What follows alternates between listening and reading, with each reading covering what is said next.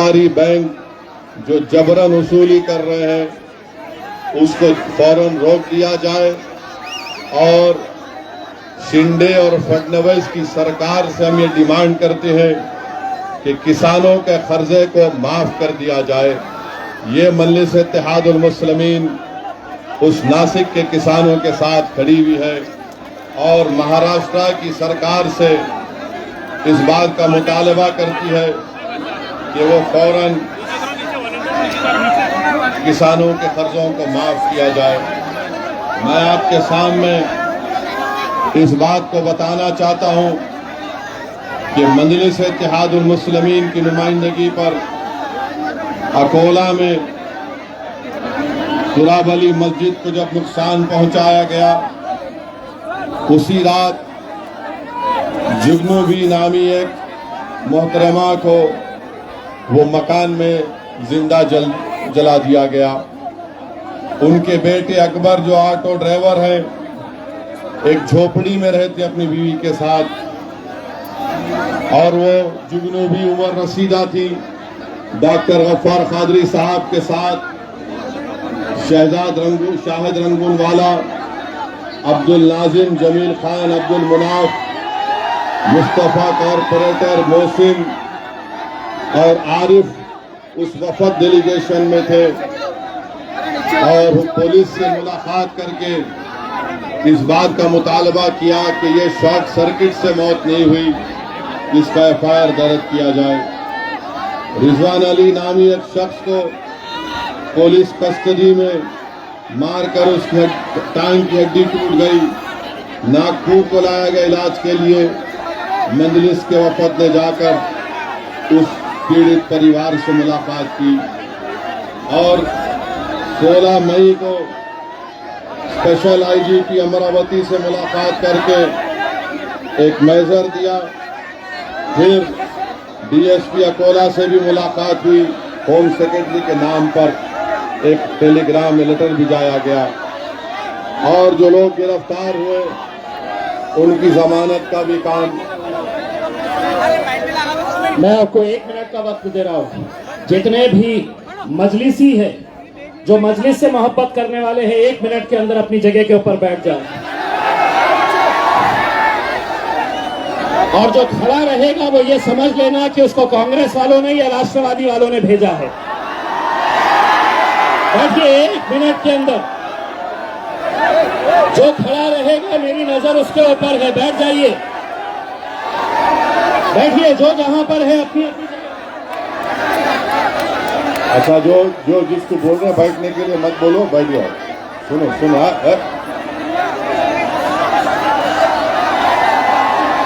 जलगांव जिले में एक पुलिस कस्टडी में 9 जून की रात को सलीम टोपी के 2 बेटों को गिरफ्तार किया गया। सलीम टोपी साहब 25 साल से नगर सेवक हैं और वहां पर पुलिस कस्टडी में मौत हो गई। अशफाक उनका बेटा था। अब आप बताइए कि ना तो उसका एफआईआर हुआ, बल्कि डॉक्टर गफ्फार कादरी साहब गए और नुमाइंदगी की। वहां पर उनकी वालदा से मुलाकात हुई तो वालदा ने कहा कि हमको इंसाफ चाहिए, हमको पैसे नहीं चाहिए। लुकमान अंसारी को 8 जून को मॉब लिंचिंग हुई पडगा थाना के गांव में। डॉक्टर गफ्फार कादरी और मजलिस के सैफ पठान, अमजद बरकाती, सादाब उस्मानी जाकर मुलाकात किए। लुकमान अंसारी को इगतपुरी नासिक जिले के पास उनके साथी अतीक रात में गौरक्षकों ने मारपीट करके उनकी लाश को फेंक दिया। लुकमान की वालदा ने इंसाफ का मुतालबा किया। फिर परली में जिले भीड़ में जरीन खान की कस्टोडियल डेथ हुई। हमारे सदर शफीक एडवोकेट शफीक बाव ने डॉक्टर गफ्फार कादरी साहब सब जाकर मुलाकात किए, जरीन के मकान पर गए, उनको ताजियत दी घर के लोगों को तैयार कर रहे हैं कि वो कोर्ट में केस डालें ताकि उनके खिलाफ एक्शन लिया जा सके। शेगांव तालुका में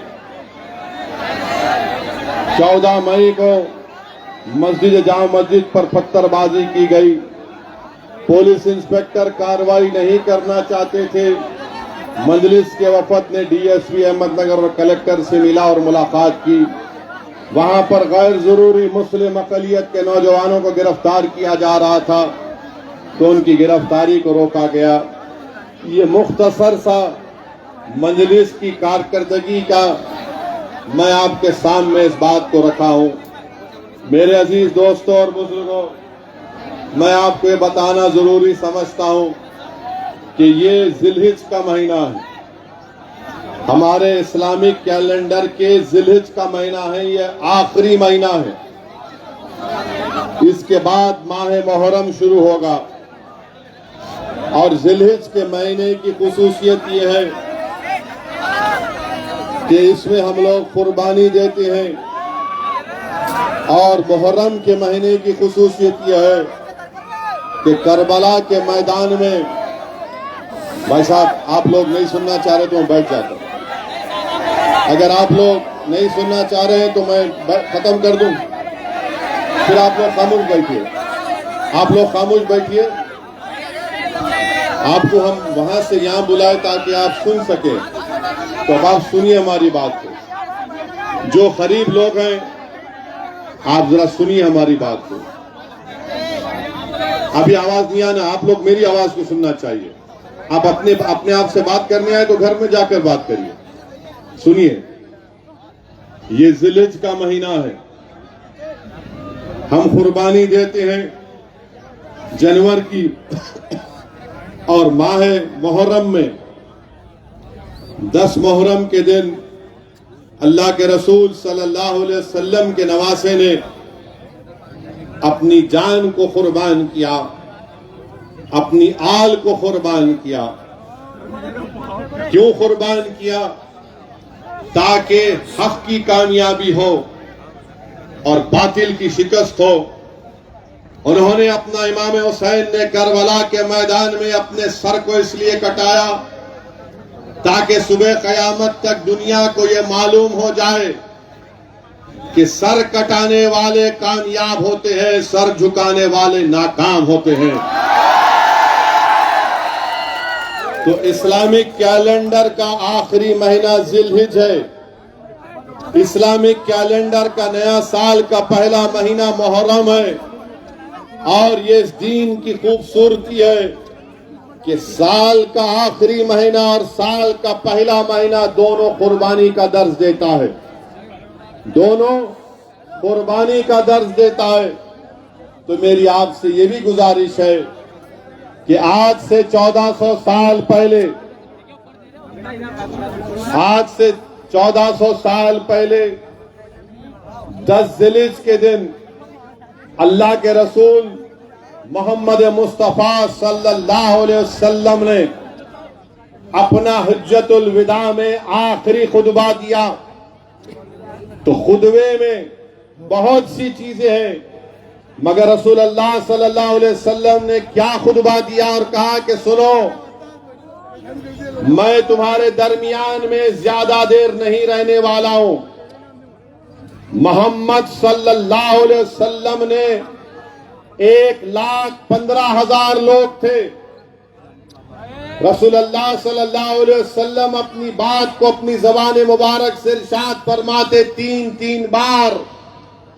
इस तरह का लाउड स्पीकर का इंतजाम नहीं किया। 1,15,000 का मजमा था। अल्लाह के रसूल सल्लल्लाहु अलैहि वसल्लम रहमतुल आलमीन, महबूब रब्बुल आलमीन अपनी ज़बान मुबारक से बोलते और सहाबा कराम 3-3 मरतबा उस बात को बोलते ताकि 1,15,000 के मजमे को आका की ज़बान मुबारक से निकले अल्फाज उनको समझ में आए और सुनाई दिए। रसूलुल्लाह सल्लल्लाहु अलैहि वसल्लम ने क्या कहा कि जिस तरह ये जिलहज का महीना मुबारक है, जिस तरह ये दिन मुबारक है, उसी तरह मुसलमानों की जान और माल हमारे लिए मुबारक है। तुम किसी की जान और माल नहीं छीन सकते उनसे। रसूल अल्लाह सल्लल्लाहु अलैहि वसल्लम ने फरमाया, सुनो क्या फरमाया, नौजवानों तुम सुनो, तुमको अगर एक नेक इंसान बनना है तो सुनो। आका ने फरमाया सल्लल्लाहु अलैहि वसल्लम ने कि अल्लाह की नजर में ना गोरा बड़ा है ना काला बड़ा है। अल्लाह की नजर में ना कोई गोरा बड़ा है ना काला बड़ा है। अल्लाह की नजर में सबसे करीब वो है जिसके पास तकवा है, जिसके दिल में अल्लाह का खौफ होगा, अल्लाह से कूट कूट कर मोहब्बत होगी और रसूल अल्लाह सल्लल्लाहु अलैहि वसल्लम के लिए उसका दिल धड़कता होगा, वो अल्लाह को बहुत पसंद है। तो याद रखो, जो काले को समझता है ये काला है और मैं गोरा हूं, तो रसूल अल्लाह सल्लल्लाहु अलैहि वसल्लम ने फरमाया कि ना गोरा बड़ा है ना काला बड़ा है, ना अरब बड़ा है ना अजमी बड़ा है। जिसके पास तकवा है वो अल्लाह के करीब बहुत बड़ा है। फिर रसूल अल्लाह सल्लल्लाहु अलैहि वसल्लम ने फरमाया कि अपनी औरतों पर जुल्म मत करो, अपनी औरतों पर जुल्म मत करो, उनसे नरमी रखो, उनसे नरमी रखो।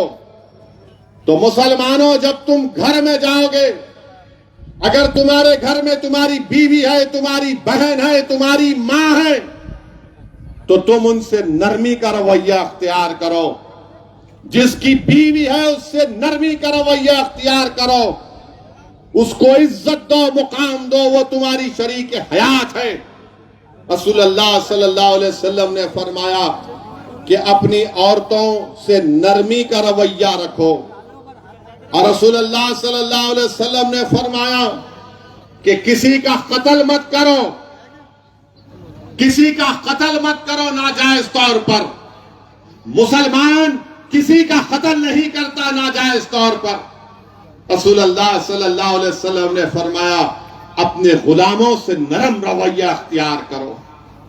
मेरे अजीज दोस्तों और बुजुर्गों, ये मोहम्मद मुस्तफा सल्लल्लाहु अलैहि वसल्लम का आखिरी खुतबा है, बल्कि दुनिया में इंसानियत की हिस्ट्री में अगर किसी को देखना है चार्टर ऑफ ह्यूमन राइट्स, तो रसूल अल्लाह सल्लल्लाहु अलैहि वसल्लम के आखिरी खुतबे हुज्जतुल विदा को पढ़ ले।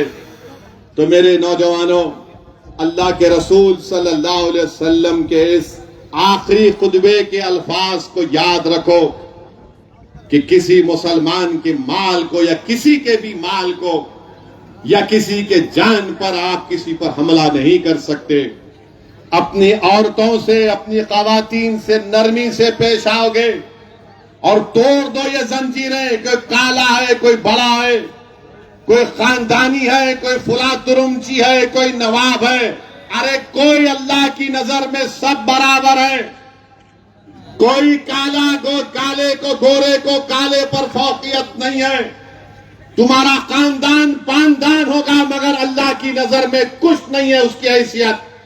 तुम में अल्लाह का खौफ होगा, तुम में रसूल अल्लाह सल्लल्लाहु अलैहि वसल्लम से मोहब्बत होगी।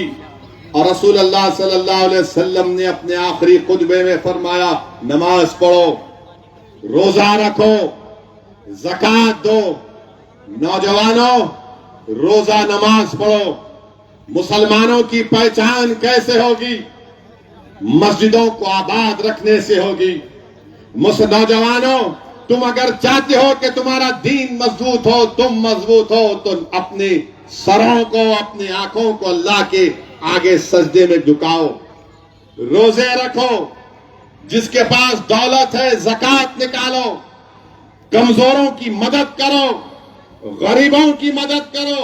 और रसूल अल्लाह सल्लल्लाहु अलैहि वसल्लम ने फरमाया, पड़ोसियों का ख्याल रखो, पड़ोसियों का ख्याल रखो। रसूल अल्लाह सल्लल्लाहु अलैहि वसल्लम ने नहीं फरमाया कि मुसलमान पड़ोसी का ख्याल रखो और गैर मुस्लिम का ख्याल मत रखो।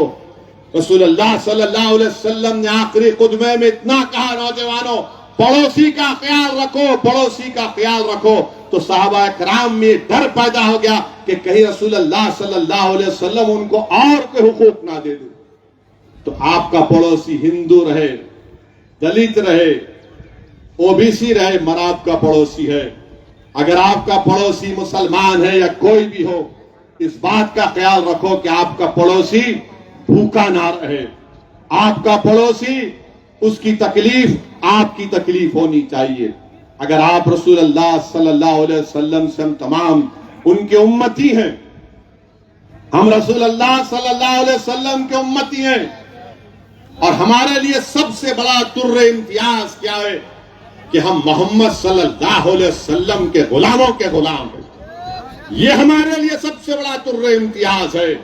ये हमारे लिए इम्तियाज नहीं होना चाहिए कि इसके पास दौलत है तो बड़ा है, ये एमपी है तो बड़ा है, ये प्राइम मिनिस्टर है तो बड़ा है।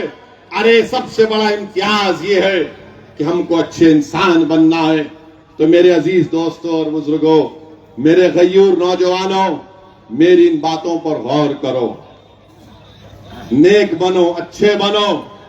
कल मुस्तकबिल तुम्हारा होगा नौजवानों, जो तुम आज यहां खड़े होकर इस दीवाने की बात सुन रहे हो। अगर तुम नेक हो जाओगे तो ताकतवर लोग तुम्हारे सामने अपना सर झुका देंगे। तुम मस्जिदों में जाकर अपने चेहरों को झुकाओगे सजदे में, अपने पेशानियों को जमीन पर रगड़ कर अल्लाह से भीख मांगोगे कि अल्लाह माफ कर दे। तो खुदा की कसम, पूरे जालिम लोग तुम्हारे सामने अपना सर झुका देंगे। मगर तुम मस्जिदों को भूल चुके हो, तुम रमजान के रोजों को भूल चुके हो, तुम कुरान और सुन्नत को मत भूलो। हमारी पहचान कुरान और सुन्नत है। ये अल्लाह के रसूल सल्लल्लाहु अलैहि वसल्लम ने इरशाद फरमाया। मेरे अजीज दोस्तों और बुजुर्ग, अभी इम्तियाज जलील साहब ने ये बात कही है कि 2024 में नरेंद्र मोदी को दोबारा वजीर आजम प्रधानमंत्री बनने से रोकना है। हम भी यही चाहते हैं, हम भी यही चाहते हैं कि इंशाअल्लाह नरेंद्र मोदी तीसरी मर्तबा देश के प्रधानमंत्री ना बने। कोई बिहार पटना में मीटिंग हुई, लोगों को बिठाया गया, बातचीत हुई। मैं इम्तियाज जलील साहब की बात से मुत्तफिक हूं, मगर ये लोग जो सिर्फ अपने आप को बड़ा समझते हैं और इनको बड़ी गलत फहमी है कि वही हरा सकते नरेंद्र मोदी को। मेरे प्यारे, याद रखो मेरी इस बात को, जब तक तुम कमजोर और मजलूमों को साथ नहीं लोगे, तुम जुल्म का खात्मा नहीं कर पाओगे। ताकतवर लोग बैठकर एक ताकतवर को हराएंगे तो फिर कोई मजा नहीं है। अरे तुमको उसको साथ लेना पड़ेगा जिसके बेटे को मार मार कर उसका वीडियो बनाकर उसका कत्ल कर दिया गया। तुमको उस मां को साथ लेना पड़ेगा जिसके बेटे को जिंदा जला दिया गया। तुमको उस परिवार को साथ लेना पड़ेगा जिसका बेटा, जिसका भाई 4-4 साल से जेल में सड़ रहा है। तुमको उसको अपने साथ लेना पड़ेगा जिसको मजहब के नाम पर दबाया और कुचला जाता है। अरे ताकतवर लोग बैठकर कुछ भी कर ले, जब तक तुम मजलूम को साथ नहीं लोगे, जिसका पेट खाली है, जिसके सर पर निशानात हैं जालिम के जुल्म के, जिसकी कहानियां हैं जुल्म की उनके घरों में, अगर तुम उनको साथ नहीं लोगे तो सिर्फ तुम्हारी बात रह जाएगी, अल्फाज खाली रहेंगे। आओ बताओ, अगर तुम जालिम से मुकाबला करना चाहते हो, बताओ अगर तुम इस मुल्क में वो संविधान जिसको बाबा साहब अम्बेडकर ने ये कहा था लिबर्टी, इक्वालिटी, फ्रेटर्निटी, जस्टिस को कायम करना चाहते हो, अगर तुम वो संविधान जिसमें बाबा साहब ने राइट टू लाइफ और राइट टू इक्वालिटी का संविधान में फंडामेंटल राइट बनाया, अगर तुम कल्चर को मानते हो जो आर्टिकल 29 का है, अगर तुम वाकई में मुखलिस हो तो हम हाथ बढ़ाते हैं तुम्हारे साथ हाथ मिलाने के लिए। मगर अगर तुम ये समझ रहे हो कि तुम्हारे बैठने से, तुम्हारे मिलने से, तुम्हारे बोलने से सब चीज हो जाएगी, तो नहीं होगा। अरे सबसे बड़ा जुल्म किसी पर हुआ तो मुसलमानों पर, दलितों पर, आदिवासियों पर। अरे तुम कौन हो बताओ? तुमको देखकर ऐसा नजर आता है कि ताकतवर लोग बैठे हुए हैं, जिसको अंग्रेजी में कहते हैं एलिटिस्ट लोग बैठे हैं। वहां पर कमजोर मजलूम नजर नहीं आता। तुम्हारा नुकसान तो यह हुआ कि तुम्हारे हाथ से महाराष्ट्र की मुख्यमंत्रीशिप चले गई। तुम्हारा नुकसान यह हुआ कि तुमको ईडी का तुम पर केस हो गया। तुम्हारा नुकसान तो यह है कि तुम्हारे लोग परेशान हैं। अरे कभी तुमने ये भी तो सोचा कि मेरी शनाख्त आज खतरे में आ गई, मेरी पहचान खतरे में आ गई, मेरे नौजवानों का मुस्तकबिल खतरे में आ गया, मेरा हिजाब उसको खतरा बना दिया गया, मेरा हलाल गोश्त मुल्क के लिए खतरा बना दिया गया, मेरी मस्जिद से अज़ान को खतरा बना दिया गया। अरे तुम्हारा क्या नुकसान हुआ? मगर अल्हम्दुलिल्लाह हम ठहरे हुए हैं, एक शीशा पिलाई हुई दीवार की तरह ठहरे हुए हैं। इन सबको देख रहे हैं, इन सबको देख रहे हैं, और हमारी जबान से क्या निकलता? हस्बुनल्लाह व निअमल वकील, हस्बुनल्लाह व निअमल वकील, हस्बुनल्लाह व निअमल वकील। तो अगर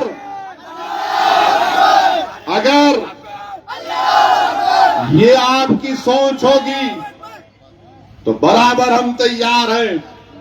मगर अगर आप ये समझेंगे कि 16 चौधरियां बैठकर एक बड़े चौधरी से मुकाबला करेंगे तो नहीं होगा। तो हम आपसे बताना चाहते हैं, इखलास की बुनियाद पर बातचीत होगी तो हम समझ सकते हैं। अच्छा ये बताओ आप कि इम्तियाज जलील है, बीजेपी और संघ परिवार को 21 साल से औरंगाबाद की पार्लियामेंट की सीट, जो औरंगाबाद के पार्लियामेंट के इलाके में कोई विकास डेवलपमेंट नहीं होता था, कुछ नहीं होता था। औरंगाबाद की आवाम को मैं लाखों सलाम करता हूं, चाहे हमारे हिंदू भाई हो, मुसलमान भाई हो, दलित भाई हो, हमारी खवातीन को, गयूर नौजवानों को, सिख भाइयों को, हमारे तमाम लोगों को। उन्होंने कहा कि नहीं, अब बहुत हो गया, अब औरंगाबाद को इम्तियाज की जरूरत है और इम्तियाज को कामयाब कर दिया। आपने क्या हराया? हम हराए। तुम क्या हराए? तो मेरे अजीज दोस्तों और बुजुर्गों, तीसरी बात यह है, तीसरी बात सुनिए अभी, तीसरी बात यह है, नहीं सुनो सुनो, हाँ रहेंगे आप सुनिए, ऐसा नहीं, सुनिए हमारी बात को। आप तकरीर करना चाह रहे तो आओ यहाँ पे, आओ कर दे। हाँ अब तुम बोलेंगे यहाँ के ठहरना पड़ेगा, तुम्हारे 10 बजे तक भड़काऊ भाषण देना पड़ेगा। खामोश। अब तीसरी बात यह है, महाराष्ट्र में उद्धव ठाकरे की हुकूमत थी, उद्धव ठाकरे मुख्यमंत्री थे, शिवसेना सेकुलर है। आप सेकुलर मानते शिवसेना को? कितने सेकुलर नहीं मानते? हाथ उठाओ। उधर पीछे नहीं उठा रहे, डर रहे क्या?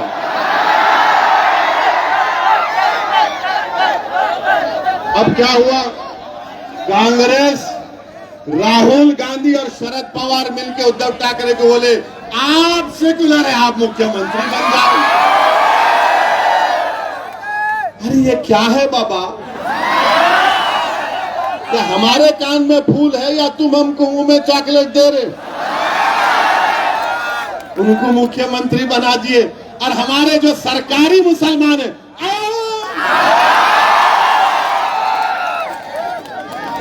ये सरकारी अरे नहीं भाई, ये उन्हें नहीं तो इन्हें।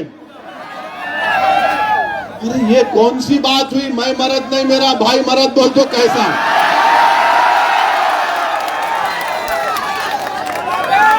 आप बताओ ये सेकुलरिज्म है? मैं यही तो पूछ रहा हूं, मगर पवार साहब नहीं मानेंगे मेरी बात को, बोलेंगे नहीं ये भड़काऊ भाषण देता है। अच्छा वो हो गया। अभी इम्तियाज साहब अपने भाषण में बोले कि सुबह 6 बजे अजीत पवार और देवेंद्र फडणवीस अचानक निकाह कर लिए। अच्छा निकाह करे करे शरद पवार साहिब को नहीं मालूम भतीजा निकाह कर लिया, वलीमा नहीं हुआ, हुकूमत खत्म हो गई। वलीमा मालूम ना मालूम, अब ज्यादा नहीं बोलना, ये तो लोग बोलेंगे इन्हें उधर लेके जा रहे हैं। अब कौन जिम्मेदार उसका? मैं जिम्मेदार।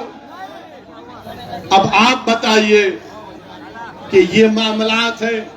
अच्छा ये लोग बोलते कि नहीं मुसलमान हमको वोट देना आपका इख्तियार है, दलित वोट देना उसका इख्तियार है, हमारे दलित भाइयों का। मगर आप बताइए आपने मुस्लिम अकलियत को रिजर्वेशन क्यों नहीं दिया उद्धव ठाकरे? क्या एक मराठा का बच्चा डॉक्टर बनेगा? मुसलमान मोची का बच्चा डॉक्टर नहीं बनेगा। एक मराठा का बेटी आईपीएस अफसर बनेगी, तो क्या एक टीचर की बेटी आईपीएस अफसर नहीं बनेगी जो मुसलमान है? मगर आपने नहीं दिया। हमारी गरीबी यह है कि 83% महाराष्ट्र के मुसलमानों के पास एग्रीकल्चर, 0.7% मुसलमान जो महाराष्ट्र के हैं वो सालाना 3,60,000 उनकी आमदनी है, यानी 1% भी नहीं है। मगर हमको रिजर्वेशन नहीं देंगे। उद्धव ठाकरे बोलेंगे मराठा को मिलना बराबर मिलना, मगर हम क्या गुनाह करें? दो आप मराठा भाइयों को बहनों को, मुस्लिम भाई बहन को भी दो, मगर नहीं। मराठा ताकतवर होगा, मुसलमान गरीब से गरीब होगा, मगर वोट इनको देना पड़ेगा। अरे तुम खुल के क्यों नहीं कह देते कि हम तुमको हमेशा कमजोर करके रखेंगे, हम तुमको हमेशा भिखारी बनाकर रखेंगे? बोल दो, खुल के बोलो। तुम मुसलमान का वोट चाहते मगर रिजर्वेशन नहीं देते। शरद पवार साहिब, राहुल गांधी क्यों नहीं देते? नहीं, अगर देंगे तो हिंदू वोट बीजेपी को चला जाएगा। अरे वोट की बात नहीं हो रही है, इंसाफ की बात हो रही है। इंसाफ जब करोगे तो मजहब को छोड़ना पड़ेगा। इंसाफ मजलूम से होना चाहिए, कमजोर से पहले होना चाहिए, मगर उसके बाद नहीं करते। आपको मालूम पिछले साल 2021-22 में पूरे मुल्क में 1,80,000 मुस्लिम बच्चे हायर एजुकेशन से निकल गए। उसका 10% महाराष्ट्र का ताल्लुक है। इस पे कोई बात नहीं करेगा। मेरे अजीज दोस्तों और बुजुर्गों, अब महाराष्ट्र में यहां पर 2 in 1 की सरकार है। 2 in 1 है, शिंदे फडणवीस। पहले 3 in 1 था। पहले शरद पवार, राहुल गांधी और उद्धव ठाकरे। 3 in 1, अब 2 in 1। अब ये 2 in 1 की सरकार ने अपने दौरे इख्तिदार में 50 हेट रैलीज करवाए। 50 हेट रैलीज करवाए। लव जिहाद हो रहा, लव जिहाद हो रहा। फडणवीस साहब, मैं चैलेंज कर रहा हूं आपको। आप बोलेंगे, आप ये रिकॉर्ड पेश कर दो। अगर दोबारा बोलेंगे तो यहां आना पड़ेगा। आप रिकॉर्ड पेश कर दो कि कितने लव जिहाद हुए हैं। और फडणवीस साहब, मैं तुमको चैलेंज कर रहा हूं, तुमको, शिंदे को, आरएसएस के भगवत को, तुम हमको ये बता दो कि लव जिहाद का डेफिनेशन क्या है। किसको लव जिहाद बोलते बताओ, डिफाइन करो। तुम नहीं कर सकते। और नतीजा क्या हुआ? कोल्हापुर, अकोला, जलगांव, अहमदनगर जो मैंने जिक्र किया, ये सब तमाशे हुए।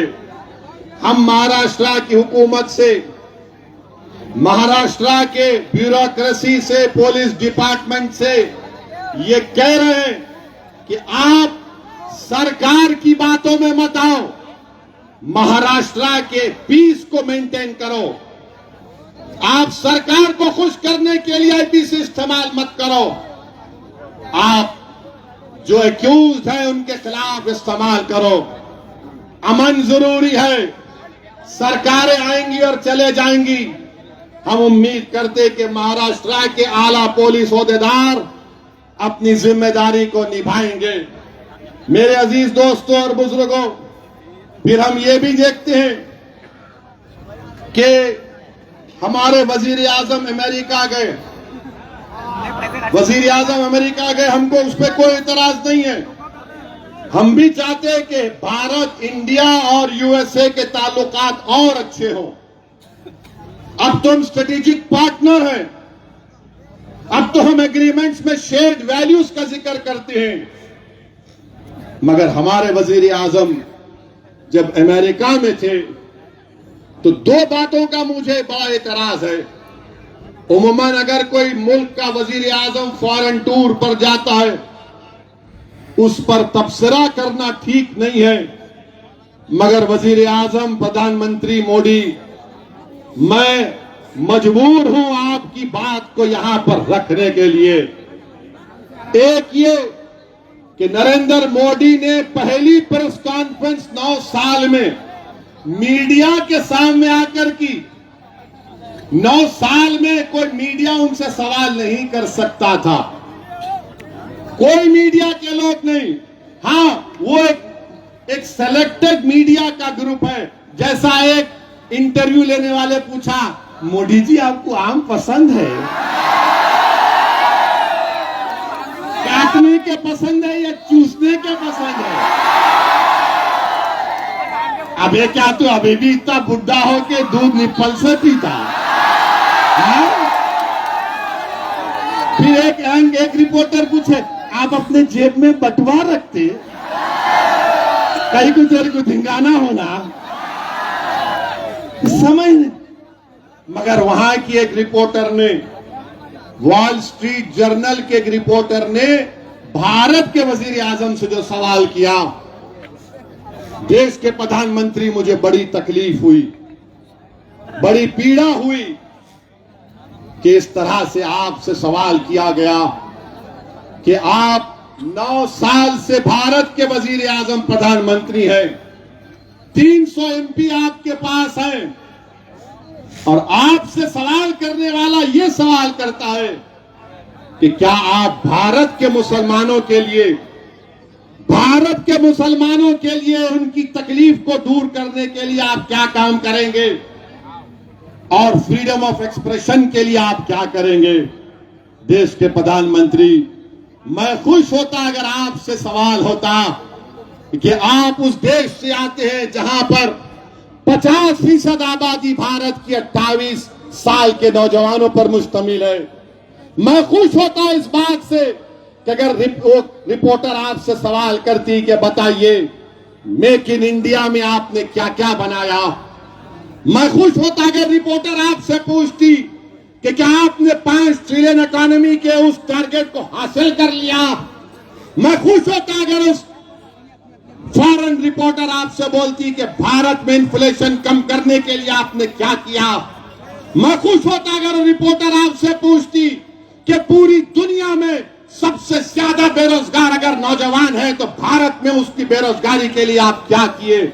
मगर उस रिपोर्टर ने 9 साल के वजीर आजम, 300 एमपी रखने वाले वजीर आजम से पूछा, मुसलमानों की तकलीफ को दूर करने के लिए आप क्या कर रहे हैं, फ्रीडम ऑफ एक्सप्रेशन के लिए क्या कर रहे हैं। तो हमारे वजीर आजम ने कह दिया कि हमारे डीएनए में डेमोक्रेसी है, डिस्क्रिमिनेशन नहीं है। प्रधानमंत्री, सच्चाई को मैं अब बयान कर रहा हूं। क्या मणिपुर में 300 चर्चिस को जला दिया गया, क्या वो डिस्क्रिमिनेशन नहीं है? 300 चर्चिस मणिपुर में जला दिए गए। क्या उत्तरकाशी में मुसलमानों से नहीं कहा गया कि छोड़कर भाग जाओ, तुम्हारा बायकॉट किया जाएगा। ये डिस्क्रिमिनेशन नहीं है। वजीर आजम के आपका दिल्ली का एमपी ने नहीं कहा कि मुसलमानों से कोई खरीदो फरोख्त मत करो, क्या ये डिस्क्रिमिनेशन नहीं है? वजीर आजम के आपने CAA का कानून मजहब की बुनियाद पर नहीं बनाया, क्या ये डिस्क्रिमिनेशन नहीं है? माइनॉरिटी वेलफेयर का बजट आपने 40% कम कर दिया, क्या ये डिस्क्रिमिनेशन नहीं है? आपने मौलाना आजाद फेलोशिप को खत्म कर दिया अल्पसंख्यक समाज के लिए। अब कोई मुसलमान बच्चा फेलोशिप और PhD नहीं कर पाएगा, क्या ये डिस्क्रिमिनेशन नहीं है? प्रधानमंत्री, डिस्क्रिमिनेशन यही भी है कि आपके 306 MP में एक मुसलमान MP नहीं। डिस्क्रिमिनेशन यह भी है कि आपके पास एक मुस्लिम मिनिस्टर नहीं। बताओ प्रधानमंत्री, फिर आपने ये क्यों कहा? ये मुझे बड़ी तकलीफ हुई कि आप से इस तरह का सवाल वॉल स्ट्रीट जर्नल के जर्नलिस्ट ने कर दिया। हम तो उम्मीद करेंगे कि भारत के जर्नलिस्ट भी पप्पा जी से इस तरह का सवाल करेंगे। करेंगे नहीं मालूम, मगर अफसोस हुआ देश के प्रधानमंत्री आपसे इस तरह का सवाल हुआ। दूसरी बात, जो देश के प्रधानमंत्री वजीर आजम ने वहां की कांग्रेस को तकरीर की, जिसमें अमेरिका के पार्लियामेंट कांग्रेस और सेनेटर्स बैठे हैं, उसमें प्राइम मिनिस्टर ने कहा कि हमको 75 साल की आजादी 1000 साल की गुलामी के बाद मिली। देश के प्रधानमंत्री, आप क्यों ये झूठ बोलते हैं कि 75 साल की आजादी 1000 साल की गुलामी के बाद आप बोलते मिली है? तो फिर देश के प्रधानमंत्री, आप ये बताओ कि अगर 75 साल की आजादी जो हमको मना रहे 1000 साल की गुलामी से मिली, तो फिर अंग्रेज तो 200 साल हुकूमत किए ना? क्या मराठा लोगों की हुकूमत नहीं थी? क्या पेशवाओं की हुकूमत नहीं थी? क्या चोलास की हुकूमत नहीं थी? क्या विजयनगरा की हुकूमत नहीं थी? क्या यादवा हौसला की हुकूमत नहीं थी? क्या एक गुलाम जिसका नाम मलिक अंबर है उसकी हुकूमत नहीं थी? प्रधानमंत्री, आप कहां भूल जाते हैं? आप खाली एक ही आंख से देखते, बस वो दिखा, वो नहीं से। प्रधानमंत्री